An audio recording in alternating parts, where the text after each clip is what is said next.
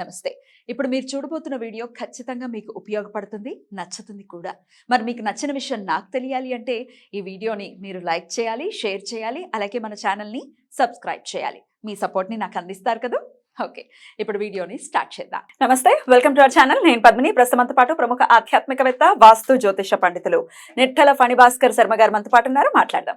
Sir నమస్కారం అండి. నమస్కారం. ఫణి గారు, అత్యద్భుతంగా మనం మాఘమాసంలో ఉన్న అత్యంత పుణ్యప్రదమైనటువంటి మాసము. చాలా చాలా అటు ప్రకృతి కూడా చాలా ఆహ్లాదంగా ఉండేటటువంటి సమయము, అలాగే చాలా విశేషవంతమైనటువంటి రోజులు రావటం ఈ మాసం అంతా కూడా జరుగుతుంది. అందులో శుక్లపక్షంలో ఇంకా మరీను.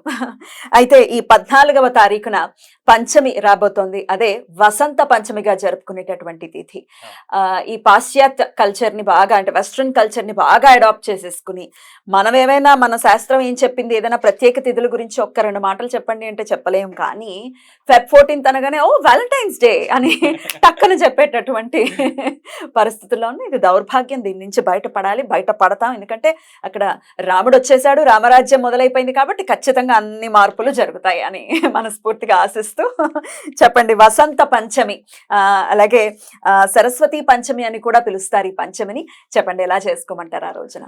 నిజానికి శ్రీ పంచమి అని కూడా అంటారు. ఈ రోజునే అమ్మవారి యొక్క ధామం, అమ్మవారి యొక్క సరస్వతీదేవి యొక్క దేవాలయం ఉంది. బాసర్లో విశేషంగా అభిషేకం కూడా చేస్తారు. చాలా మంది పోటీ పడతారు అభిషేకంలో, ఎందుకంటే అమ్మవారి యొక్క అనుగ్రహం కలుగుతుంది అని. వాగ్దేవి ఆమె అంత అనుగ్రహాన్ని ప్రసాదించేటువంటి మాత కాబట్టి మనం అందులోనూ సితాంబుజి స్థితాదేవి వాక్ ప్రసాదకరీండునాం అన్నాడు మహానుభావుడు. ఆమె తెల్లటి వర్ణం కలిగి ఉన్నటువంటి మాత. ఆమె మనకి అటు వచ్చేటువంటి ప్రతి మాటకి కూడా ఆమె కారణం. ఇప్పుడు ఈ మాఘమాసము అనేటువంటిది ఉత్తరాయణ మహాపర్వణ పుణ్యకాలం ప్రారంభమై 5వ రోజున ఈ అమ్మవారి యొక్క తిథి. అయితే ఇది ఏంటి, చాలా మంది అమ్మవారు ఈ రోజున ఆవిర్భవించారు అని చెప్తారు. నిజానికి దేవతల యొక్క ఆవిర్భావము, పుట్టుక అనేటువంటి విషయాల్లో చాలా సందిగ్ధతలు ఉంటాయి. ఉదాహరణకి ఇప్పుడు మనకి రామనవమి ఉంది, ఆ రోజు రాముడు పుట్టాడంటారు కానీ కళ్యాణం చేస్తారు. సుబ్రహ్మణ్య షష్ఠి ఉంది, స్వామి పుట్టాడంటారు కానీ కళ్యాణం చేస్తారు. ఇలా వసంత పంచమి లేదా ఈ శ్రీ పంచమి రోజున ప్రత్యేకించి మనం చేయవలసింది ఏంటి అంటే అక్షర స్వీకార కార్యక్రమం.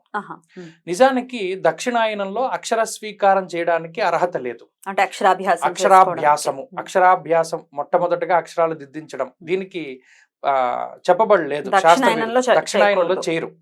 ఎప్పుడైనా కూడా ఉత్తరాయణ పర్వం వచ్చినప్పుడే, అందులోనూ మాఘమాసంలో ప్రత్యేకించి ఎక్కువ ఈ అక్షరాభ్యాసాలు జరుగుతూ ఉంటాయి. అందులో ఈ శ్రీ పంచమి రోజున చేసేటువంటి దానికి అమ్మవారి యొక్క అనుగ్రహం ఉంటుంది. అందుకనే అందులో ఇంకా విశేషమైనది ఏంటంటే ఇవాళ ఉండేటువంటి ముహూర్తాలు చాలా గొప్పవి. ఇవాళ అటు మేషలగ్నానికి కానీ లేదా ఇటు ధనుర్లగ్నానికి కానీ, ధనుర్లగ్నానికి గృహప్రవేశ గృహారంభాది ముహూర్తాలు చాలా విశేషంగా చెప్పబడ్డాయి. అలాగే మేషలగ్నానికి లగ్నంలో గురుడు ఉండగా ఉండేటువంటి, అలాగే విద్యారంభే చతుర్శుద్ధిర్ అన్నారు. విద్యారంభానికి చతుర్థ స్థానంలో ఏ విధమైనటువంటి పాపగ్రహాలు ఉండకూడదు. అలాంటిది ఈ అభిజిత్ ముహూర్తము, ఈ మేషలగ్నంతో కూడి ఉన్నటువంటి ముహూర్తం. ఈ ముహూర్తానికి ఎవరైతే అక్షర స్వీకారం చేసుకుంటారో వారు బ్రహ్మజ్ఞానాన్ని కూడా పొందుతారు అని శాస్త్రవచనం. అయితే ఈ ముహూర్తం ప్రత్యేకించి ఇది కస్టమైజ్డ్ గా వీళ్ళ కోసమే వాళ్ళ కోసమే అని కాదు, అందరికీ కూడా ఉపయోగపడేటటువంటి. నిజానికి సామూహికంగా చేస్తారు అక్షరాభ్యాసాలు. చేసేటప్పుడు చేయవచ్చును. నిజానికి ఏంటి అంటే తారాబలం చూస్తారు. తారాబలం మరి ఇప్పుడు ప్రత్యేకమైన రోజున కొంతమంది తారాబలాలతో పని లేకుండా అమ్మవారి రోజు కాబట్టి మేము చేసేస్తున్నామని చేస్తారు. కానీ అది వారి వారి యొక్క ఇష్టానుసారంగానే ఉంటుంది. సామూహిక ఉపనయనాలు, సామూహిక అక్షరాభ్యాసాలు ఇవన్నిట్లోనూ కూడా కొంతమంది తారాబలాలు పట్టించుకుంటారు, లేదా లగ్న బలాన్ని బట్టి వెళ్ళిపోతారు. ఇప్పుడు మనం మాట్లాడుకున్నటువంటి మేష లగ్నానికి పంచేష్టిక బలం ఉంది. దానికి దశమ కేంద్రంలో దిగ్బలయుక్తుడైనటువంటి రవి ఉన్నారు. లగ్నమందు గురుడు ఉన్నారు. లక్షమేకంతు దోషానాం గురు కేంద్ర వ్యపోహతి అన్నది శాస్త్రం. లక్ష దోషాలను సైతం గురుడు ఆ స్థానంలో పోగొడతాడు. కాబట్టి కాబట్టి తారాబలానికి పెద్ద విశేషమే కాదు. అవసరమైతే ఏదైనా దానం ఇచ్చి కూర్చోవచ్చును. కానీ ఈ వసంత పంచమి రోజున కనుక అక్షరాభ్యాసం చేసుకుంటే చాలా విశేషమైనటువంటి ఫలితం వస్తుంది. అలాగే అమ్మవారి యొక్క ఉపాసన చేస్తారు. చాలా మంది సరస్వతీదేవి యొక్క ఆరాధన చేస్తారు. వారు సైతం అమ్మవారి యొక్క ఆరాధన చేయడానికి, అభిషేకాది కార్యక్రమాలు చేయడానికి వీటన్నిటికీ కూడా ఈరోజు చాలా విశేషమైనటువంటి ప్రాధాన్యత ఉంటుంది. అలాగే అమ్మవారు ఈ రోజే ఆవిర్భవించారు అని చెప్పారు కదా. ఈ రోజున ఎవరైతే పురాణ ఇతిహాసాది గ్రంథ పఠనం చేస్తారో, లేదా వాటిని దానం ఇస్తారో, లేదా శ్రీ గురు చరిత్ర లాంటి వాటి యొక్క పారాయణలు చేస్తారో, అవన్నీ కూడా చాలా విశేషమైనటువంటి ప్రభావాన్ని చూపెడతాయి. కాబట్టి ఈ రోజు కూడా చక్కగా చదువుకోండి, లేదా పుస్తకాలని అర్హులైనటువంటి వారికి దానం ఇవ్వండి, లేదా చిన్న పిల్లలకి సైతం ఎవరైనా లేని వాళ్ళకి పుస్తకాలు అవి కూడా దానం చేస్తే దానివల్ల కూడా చాలా మంచి ఫలితం ఉంటుంది. రైట్. ప్రపంచం అంతా లక్ష్మీదేవి చుట్టూ తిరుగుతూ ఉంటుంది, లక్ష్మీదేవి కోసం పరిగెడుతూ ఉంటుంది. కానీ సరస్వతి మన యందు ఉంటే లక్ష్మి ఆటోమేటిక్ గా వచ్చేస్తుంది, అందులో ఎటువంటి సందేహం లేదు. ప్లస్ సంస్కారవంతమైనటువంటి విధంగా మనకి లక్ష్మి వస్తుంది అనటంలో సందేహమే లేదు. ప్రతి నిత్యం మనం నిత్య విద్యార్థి లాగా ఎప్పుడూ మనం చదువుకుంటూనే ఉండాలి జీవిత పర్యంతం. ఎంత చదివితే ఎంత ఏమవుతుందండి, అవ్వనటువంటి పరిస్థితి. అలా చదువుకోవాలంటే సరస్వతీదేవి కృప ఖచ్చితంగా అందరికీ కావాలి. జ్ఞానం ఉన్నంత కాలం మర్యాద, లక్ష్మి, మీకు ఏం కావాలో అది ఖచ్చితంగా వచ్చేస్తాయి. ఏమండి? అయితే పిల్లలు చదువులు ఇవి కాకుండా మీరు ఆల్రెడీ చెప్పున్నారు ఈ గ్రంథ పఠనం చెయ్యొచ్చు అని. అమ్మవారిని విశేషంగా ఎలా కొలుచుకోమంటారు? ఏమేమి దానం ఇస్తే ఈ గ్రంథాలలో కూడా ఏవేవి దానం ఇవ్వటం అనేది విశేషవంతమైన ఫలితం ఉంటుంది అనుకోవచ్చు? ఇతిహాసాలను దానం చేయొచ్చు. భారతం గాని, భాగవతం గాని, రామాయణం గాని, ఇలా పురాణ ఇతిహాసాల్లో ఏదైనా దానం చేయొచ్చు. దేవి భాగవతం గాని, లేదా అర్హులైనటువంటి పిల్లలకి పుస్తకాలు ఇవ్వడం కూడా అది 100 గ్రంథాలను దానం చేసినటువంటి పుణ్యం.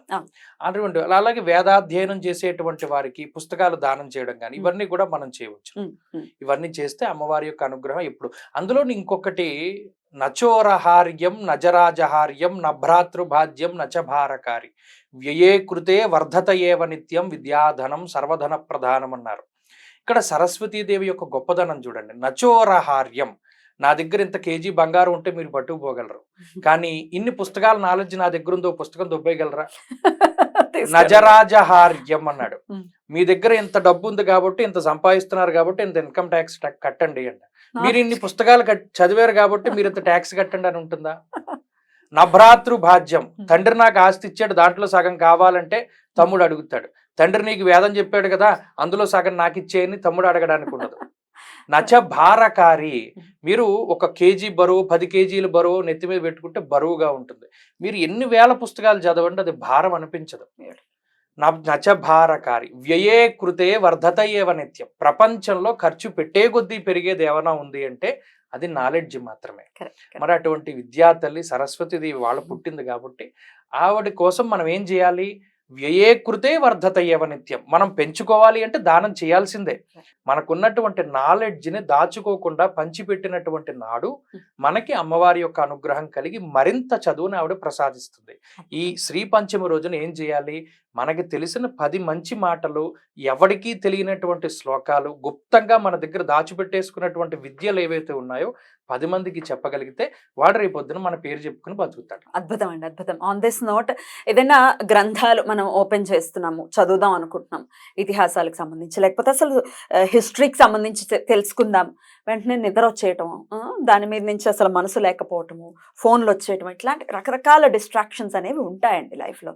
ఎట్లా అండి అమ్మవారి కృపకి ఎట్లా, అమ్మవారి కృప ఉంటేనే కదా మనం చదవగలం కదా. అలా నిద్ర వచ్చేయకుండా దాని నుంచి డివియేట్ అయిపోకుండా ఉండాలంటే అమ్మవారిని ఎలా ప్రార్థించమంటారు? ఒకటండి, యాకుందేందు తుషారహార ధవళ అని చెప్పి మనం చిన్నప్పుడు శ్లోకం చెప్తాం. యా వస్త్ర, మాకు అమ్మవారి యొక్క వర్ణన చేసేటప్పుడు ఆవిడ కొన్ని విషయాలను పరిశీలన చేసేది. వస్త్రం, మనం ఏదైనా చదువుకునేటప్పుడు మంచి వస్త్రాలను ధారణ చేయాలి. ఈ మధ్య కాలంలో చదువు ఎందుకు ఎక్కట్లేదు అంటే, ఇది వరకు కాలంలో గురుకులాలు ఉండేవి. పలానా చోటుకి వెళ్ళామంటే మనం చదువు కోసమే వెళ్తున్నాం అనేటువంటి బుద్ధి సైకలాజికల్ గా వాడికి ఉంటుంది. ఇప్పుడు మన దగ్గర అలా లేదు. టీవీ ఎదురుగుండా కూర్చుని చదువుతాం, లేదా అన్నం తింటూ చదువుతున్నాం, లేదా ఇంకో గదిలో కూర్చొని చదువుతున్నాం. అలా కాకుండా నిజంగా చదువుకోవాలి, చదువు ఎక్కట్లేదని బాధపడుతూ ఉంటారే వాళ్ళ కోసం చిన్న చిట్కా ఏంటంటే, ప్రత్యేకించి ఒక గది, ఇక ఆ గదిలోకి వెళ్ళాము అంటే మనం చదువు కోసమే వెళ్తున్నాం అనే భావన మనకు రావాలి. అది ఇంత జాగా ఉందా ఎంత ఉన్నా మనకు అనవసరం. ఆ ప్లేస్ కేవలం చదువు కోసమే డెడికేటెడ్గా, పేపర్ చదవాల్సి వచ్చినా అక్కడికే వెళ్ళి చదవడం, పుస్తకం చదవాలంటే అక్కడికి వెళ్ళి చదవడం, అక్కడ కూర్చుని ఏ విధంగా సెల్ పాంకోకుండా లేకపోతే ఇంకోటి చేయకుండా ఉండాలి. సెల్ ఫోన్లు ఇవేం చూడకు, సినిమాలు చూడ, అక్కడికి వెళ్ళాము అంటే చదువే. మీరు అలా చేసి చూడండి, ఒక 21 రోజులు చేయండి. 22వ రోజు నుండి అక్కడికి వెళితే చదువే ఎక్కుతుంది తప్పితే ఇంకోటి ఏమి ఎక్కదు. మంచి వస్త్రం, ఆ వస్త్రం మీద ఆసనం, మనం ఆ వస్త్రం మీద కూర్చోవడం, లేదా ఒక చాపేసి కూర్చోవడం, మనం పట్టుకోవడం పుస్తకాన్ని. ఇది వరకు కాలంలో వ్యాసపీఠాలు ఉండేవి, ఇలాగ కింద పెట్టుకోవడానికి లేకుండా. అంటే మనం ఎప్పుడైతే అమ్మవారిని గౌరవిస్తామో ఆ చదువు, మా అమ్మమ్మ అంటూ ఉండేది, అక్షరం ఏదో బాగుంది, ఇది వినడానికి కూడా బాగుంది. డివినిటీని పెంచడం, ఆ ప్రదేశానికి ఆ డివినిటీని పెంచే విధంగా మీరు చెప్పారు. ఇప్పుడు ఖచ్చితంగా ఇది మనం ట్రై చేద్దాము అందరికి. అది ఓన్లీ పిల్లలు చదువుకునేదే కాదు, ఇలా పెద్దవాళ్ళు ఏదైనా గ్రంథాలు చదువుకోవాలనుకున్నప్పుడు కూడా ప్రత్యేకమైన స్థలంని, ఇప్పుడు దేవుడి గది ఎలా అయితే ఉంటుందో చదువుకోవడానికి ఒక గది. గుడికి వెళ్ళాం, దేవుడి కోసమే వెళ్తాం, గ్రంథాలయానికి వెళ్ళాం, దానికోసమే. చాలా చక్కగా ఎక్స్ప్లెయిన్ చేశారండి. వసంత పంచమి శుభాకాంక్షలను మీకు తెలియజేస్తూ నమస్తే.